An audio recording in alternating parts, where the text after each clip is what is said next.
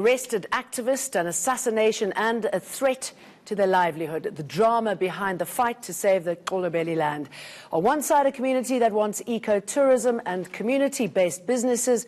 On the other, those who want jobs and development from mines. It culminated in a stunning court victory in favour of those that don't want their land mined, certainly not without their permission. And women were leading from the front there, as they've been in many parts of the world. A report published by Amnesty International showed how women activists have been at the forefront of the battle for human rights this year. Now, we talked to one of them, Amadiba Crisis Committee leader, Nonhle Mbuthuma, who will debate the issue here on the show for the first time with the Mineral Resources Minister Gwede Mantashe. Very good to have both of you with us. Good evening. What is your response to the court victory by the community? I think I must correct facts first. The first thing I want to correct is that there is a mining right that has been allocated to anybody in Xolobeni. There's a company that has applied and given right of exploration, but mining right has not been allocated to anybody. That is factual. Yes. Number two, in terms of that case, let me take you back a little bit. On the 17th of November, we went to Bizana, wanting to meet the executive of Amadiba Crisis Committee. And we explained our mission was that to understand what are the problems. They refused to engage on that and said they had no mandate. We must go to the village. That's why on the 9th we wanted to go to the village and hear the views of the people. Now, in the process, their lawyers approached us and said, this is short notice, let's postpone this to January, which we agreed. We will go back there in January. Let me talk to the court case now.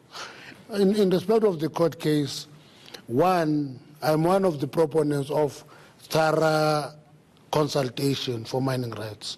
We've been saying that after we visited all the major mining areas that mining companies must consult communities.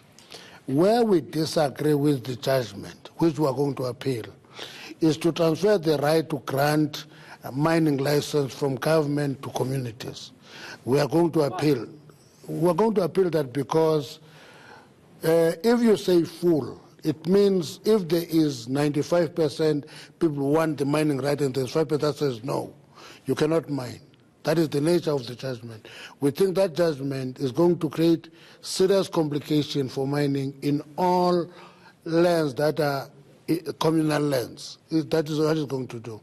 But if it says we must consult thoroughly and engage and get... But if you can't accept the word of the majority or the desire of the majority, then how do you go forward from... No, the point I'm making is that the majority can never be subjected to minority. That is not natural law of justice. So you're saying the majority here actually wants mining to go ahead, is that correct? No. We are going to... We have agreed, we have committed ourselves to them that actually one of the things that we want to do there is to conduct a survey where people, household by household, which is in the judgment, by the way. We said that before there was a judgment. We said, we'll conduct a survey there so that household by household must say no, yes, only on the basis of that scientific survey. Okay, I'm going to jump in here because you've tackled many points here. Firstly, what is your response to that the court decision will be appealed? Yeah, and thank you very much for me to get this opportunity. First of all, if I go back a little bit about what a minister was referring to the 17-minute meeting at the Walkosan. It was a result of 23 September, where minister was visiting Xolobeni and they were not even aware that minister is coming to Xolobeni. The only short notice, it was like Saturday, where we've been called by our local mayor, and then the minister is coming on Sunday, that the minister is coming, and then we're not even knowing what is the purpose of the visit. I mean, if it's so important, shouldn't you have alerted them sometime beforehand? How they communicate locally can't be my responsibility. We send a notice well in advance. All communities were notified. That is reflected by the attendance of the meeting. Okay, sorry. All right, sorry. Let it carry Yes. on. Okay. Yes. Okay, yes, and then the 17th, this is where we get a request from the minister that you want to meet the executive committee, and we respect that, and we go and meet. And then our view on that meeting, we said that we cannot discuss that matter because on the 23rd September, where the vast majority of the community, there was no chance for them. And they want minister, if he want to discuss the issue of land, we cannot discuss the issue of land at the hotel because those hotels are part and parcel of the land that we've been forcefully removed away from our own land. Now, we were guiding the minister which way he must get through if you want to communicate with us. And we stated clear that if, minister, you want to communicate because we don't want this miscommunication between us and you, you must communicate through our lawyers. And then we're expecting that the minister is going to do exactly like that. But before that... Why would you not have communicated that way? Because surely, I mean, for one, I understand you're supposed to be the man in the middle, but I mean, the accusations are that you favoured pushing for mining rights and you know, some say that you forced the community to try and see it your way. No. The Xolobeni matter has been on the table since 2002. I am a minister of mineral resources for 8 months. Okay, so it cannot be in 8 months I'm biased towards this or that. All I'm doing is that one of the things I said to the department, I don't want these things that are hanging all over. Xolobeni was one of them. I said, let's take that issue to the conclusion. Nonhle will know that what I said even when we met in the hotel there. So haven't you been saying for 15 years that you don't want this to happen? Well, the majority. Not everybody's for that. It's more than 15 years we discussed this issue. It's not something new. And even before a minister become a minister, this was an ongoing discussion. Yeah, everybody knows. It's not a new thing. And that is why we're very surprised to hear this visit on the 9th of the minister, where we just heard from the people, not the way we're telling the minister how he must tell us. And all the pro-mining people, they were even ahead of us to know that the minister is coming on the 9th. But the people that are affected directly by the mining, they were not aware. That is why we just go to our lawyer, Richard Spoor, to say that, are you aware that the minister is coming on Sunday, which is the 9th? And then the lawyers, they said, no, it must be not true. And then we said, please engage. He claims to have been harassed and abused at that meeting, no. Richard Spoor. What happened there? You know, if it was a court, you would be told that you are asking leading questions. It's a bad way of asking questions. Richard Spoor communicated with me warmly. I know him from the asbestos case, so I don't know him now. Yeah, I mean, it's just his words. No, he said, I was grabbed, beaten, arrested. It's clear the plan was to deny the affected community of hearing, fake consultations, fake democracy. We remain open to engage with the minister. We welcome the opportunity to meet, to talk seriously about a way forward. When you invite me to your show, allow me to speak for myself. Please, I'm begging you. I'm saying, when Richard Spoor phoned us, and said, listen, this is short notice, let's postpone this to January, I agreed readily and put that in writing, that, okay, right, we're postponing it to January because the court case requires of us to consult the community, test the views, household by household. That's what we're going to do. And I said to him, that is what we should do because the Xolobeni matter must be closed. If there is no mining, we must take a decision that there is no mining. If there is mining, we must take a decision that there is mining. At this point in time, there is a moratorium that I think will not work to have moratorium after moratorium instead of finalizing an issue and take a decision. To me, a decision that is taken is neither here nor there, whether it is yes or no, but there must be a decision, close the matter. That's my argument. Okay, can I take it to where we are today? So you're going to appeal this case.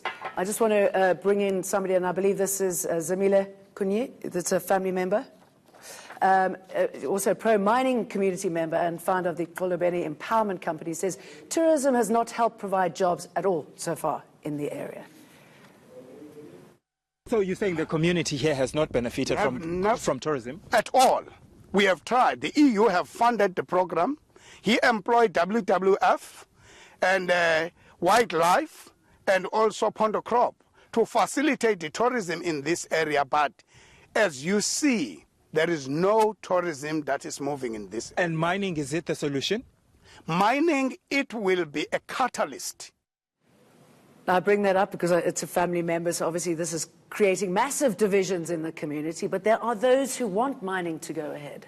And I'm very happy that Mr. Konya himself, he's the one he talked about tourism is not working. But, you know, what surprises me, Konya himself, he was a tourism director, Amadiba Adventure, and he's the one, he sabotaged the existing tourism where we've been funded. And there was a case where it was being held in Amtata High Court where he was misusing the funds of the community. Now, I don't know what he's talking about when he said that. What do you mean this sabotage? He sabotaged because the tourism that were run there, it was horse and hiking trails, and the tourists were paid in advance.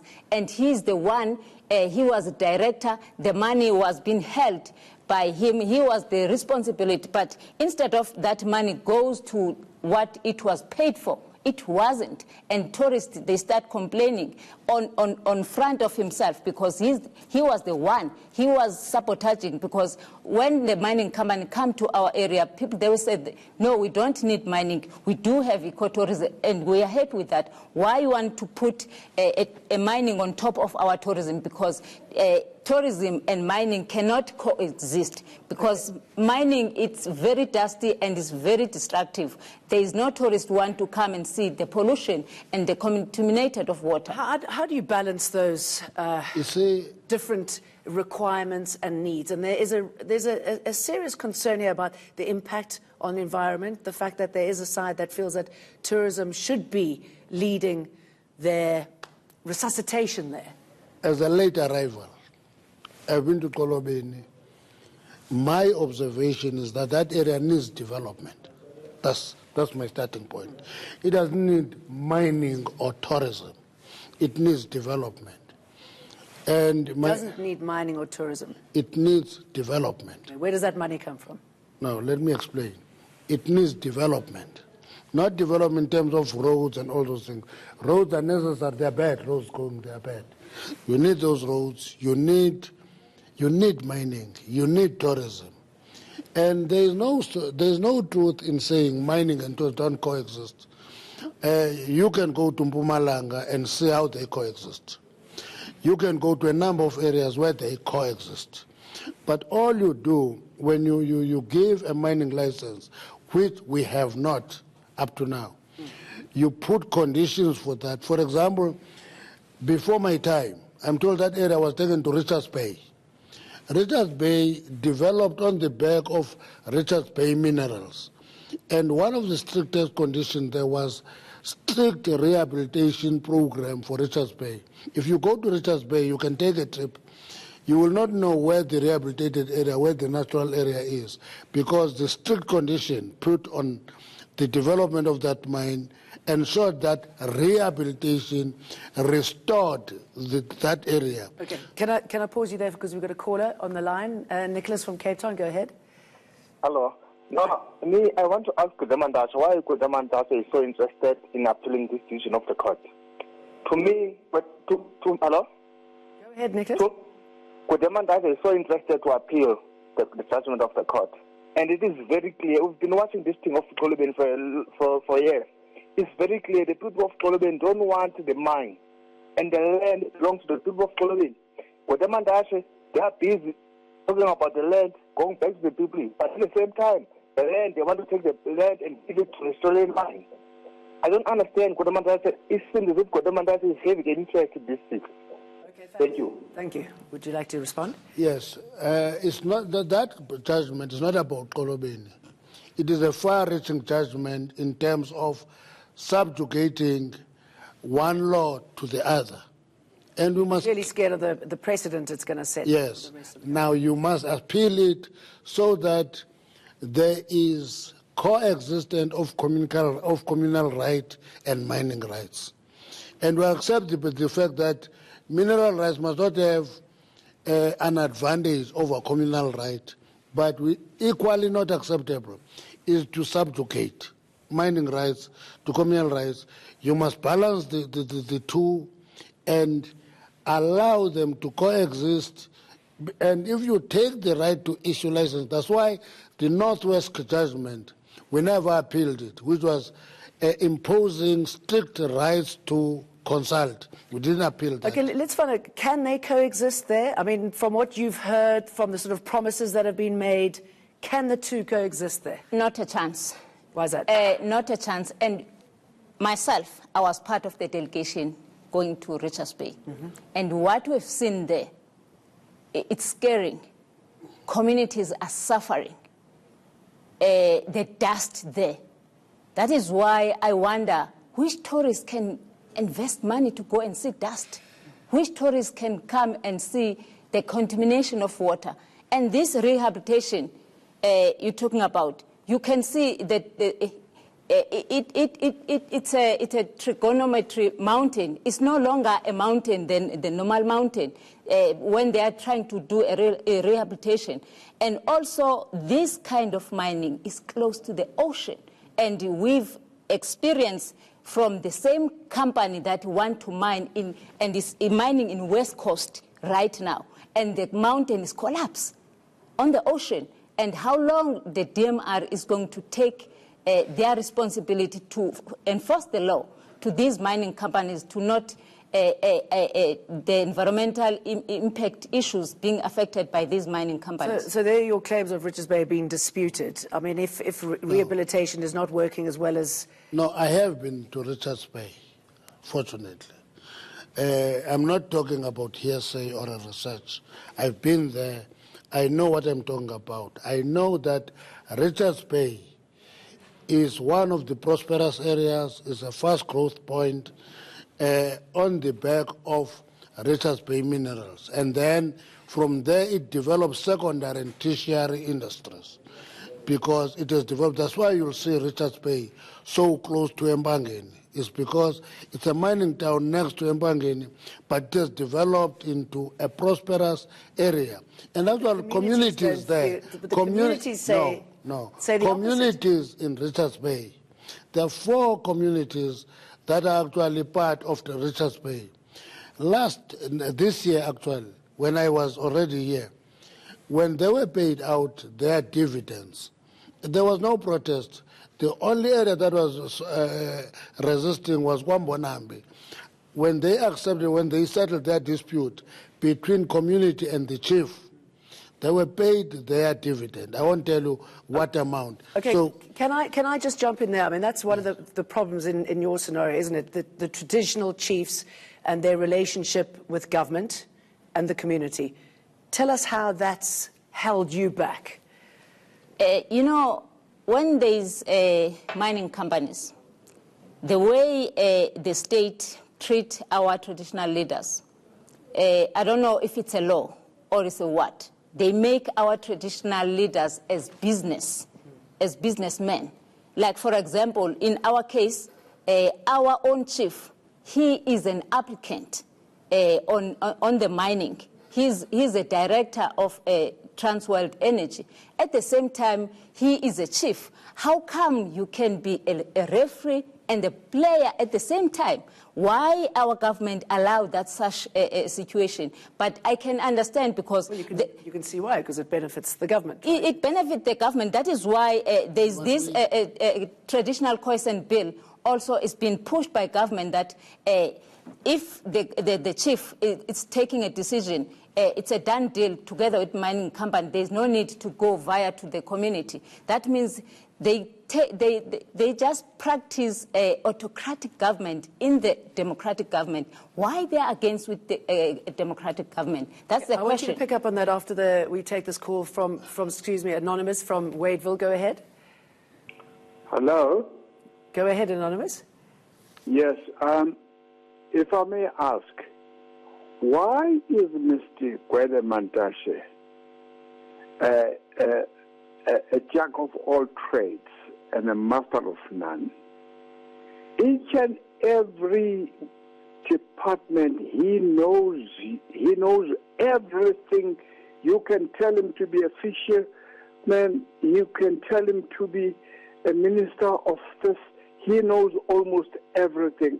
It's about time that Mr. Gwede Mantashe, you just what's your question? My question is that why do you know almost everything? I mean, I'm listening to you and there is no relevance whatsoever. The lady is putting forward some good questions to you, and you are not actually a good listener. So I'm going to ask you that please don't be a jack of all trades and a master of none. Okay, Anonymous, let's leave it there. Sorry, there was no question forthcoming. Let's go back. Can I comment on that? Sure. You see, since 1994, I've never been to government. So I'm in government for the first time in the last 8 months. So I can't be a jack of all trades because I've never ran another department. It's the first time I'm in government. So it is important to never allow such comments to go like that because they stick. I'm in government for the first time since 1994.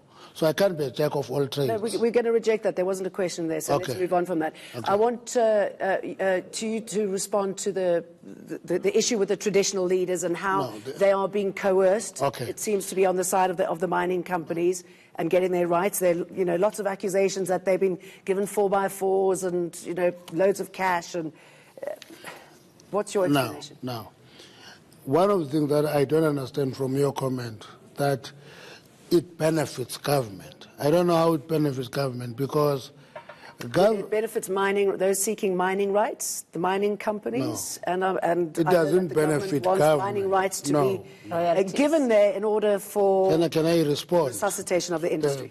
Can I respond? Because one of the most difficult things when a journalist asks questions and want to answer for herself. What I need, my job is allow to get me to answer you, allow me to answer you. Please do. Listen, you see, if a company applies for a license, let me explain to you the process.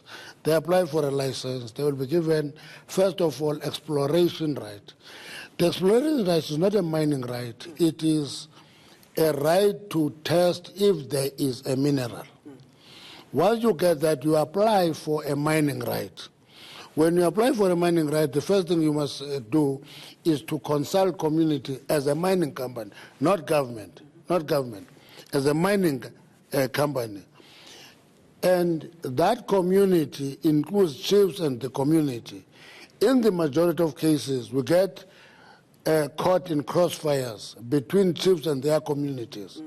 Because in the process, chiefs who sometimes lead communities, sometimes not chiefs, people who are executive committees of communities, lead communities, and at the end of the day, take the benefits for themselves. Yes, this is what, that is what we have come across all the time. But that issue is an issue that must be solved in communities. That's why in the mining charter, we have not said it must be a carried interest for communities. We said, so very quickly, if you know that this is a problem, why is there not a better way of engaging the community without... Let me explain. The reason that we said in the charter, it should be carried interest or equivalent benefit is because we want to discuss with communities what is the best formula of those benefits that accrue to communities should be housed for communities to benefit. Okay, well, that sounds a good way forward. Can I interrupt you there? Prince from Randburg, go ahead. Could I ask Mr. Mantashe, the Minister, a question there? Go ahead. Yes, first of all, these miners or mining companies, they're not benefiting communities at all. I mean, if we look at Marikana, the mining are surrounded with sheikhs. I mean, what do you call that? Who's benefiting there? And if we look at the instance when Marikana had a Marikana saga where people died, 9 out of 10 miners were from the Eastern Cape. So who's benefiting there? And the other thing is this country is just mining deeper and deeper. This country is quickly run out of minerals. Who's benefiting there? Where is all the money? Where do we see all this money from? Thank you very much. Thank you, Prince. You see, the money for mining is Johannesburg. That is what was built out of mining. It's Rustenburg, which is one of the fastest growth points, built out of mining. It is Burgersfort, which is one of the fastest growth points, built off mining. What is improving, though, is the fact that there is more consciousness about mining being done on a sustainable development framework and not just run over environment. That is the improvement. And that improvement is quite important for us. That's why the difference between the older mines and the newer mines will be those areas will benefit more from the companies. When we talk of what we call the social labor plan, it's a commitment that companies must make upfront that will develop X, Y, and Z in this area. Even that area is developing further to say, it doesn't have to develop a community hall, a school, and so forth.